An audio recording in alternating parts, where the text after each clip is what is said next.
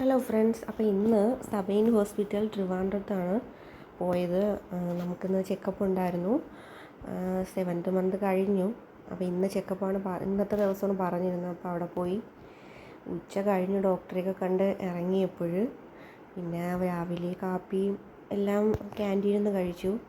പിന്നെ ഉച്ചയ്ക്ക് അവരുടെ ക്യാൻറ്റീനിലെ സ്റ്റാഫിൻ്റെ ബിഹേവിയർ അത്ര ശരിയല്ല. അങ്ങനെ പിന്നെ നമ്മൾ വേറെ സ്ഥലത്തുനിന്ന് കഴിക്കാമെന്ന് കരുതി.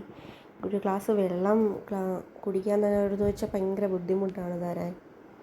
പിന്നെ കുറേ നേരം അവിടെ നിന്നാലേ അവർ എത്ര അവരെ ബേക്കിൽ നിന്ന് നടന്നാലേ ബില്ലും അടിച്ച് ബേക്കിൽ നിന്ന് നടന്നാൽ മാത്രമേ അവർ ഫുഡ് തരത്തുള്ളൂ.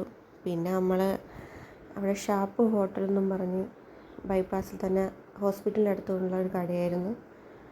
അപ്പോൾ അവിടെ നിന്ന് നല്ല ഊണ് കഴിച്ചു. ഫിഷ് കറിയും ഫിഷ് ഫ്രൈയൊക്കെ കൊണ്ടാണ് ഷാപ്പ് കട ഹോട്ടൽ, ഇവിടെ നിന്നാണ് കഴിച്ചത്. നല്ല ഫുഡായിരുന്നു.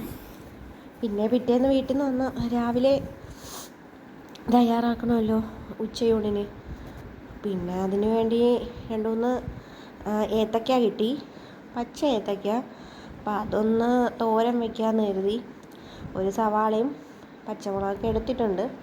അപ്പോൾ അത് ഞാൻ പെട്ടെന്നൊന്ന് വൃത്തിയാക്കി അരിഞ്ഞെടുക്കുകയായിരുന്നു.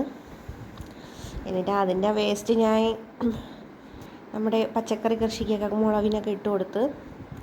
എന്ത് പച്ചക്കറി അരിഞ്ഞാലും ഞാൻ അതിൻ്റെ വേസ്റ്റൊക്കെ ഇതിലേക്കൊന്ന് ഇട്ട് കൊടുക്കും. അപ്പോൾ അതും ഒരു വളമാണല്ലോ.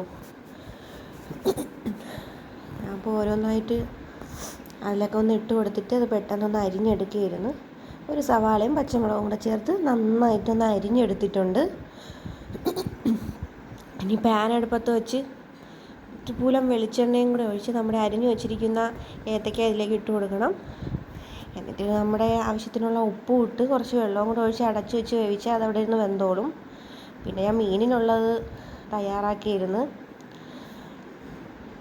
കുറച്ച് പൊടികളെല്ലാം ഇട്ട് നമ്മുടെ ഉപ്പും തേങ്ങ അരച്ചതും ഇട്ട് കുറച്ച് പുളിഞ്ചിക്കയും കൂടെ ഞാൻ അരിഞ്ഞ് വെച്ചിരുന്നു. അതും ഉണക്കമുളകും ഇട്ട്, മുളക് ഞാൻ ഉണക്കി വെച്ചിരിക്കുന്നു.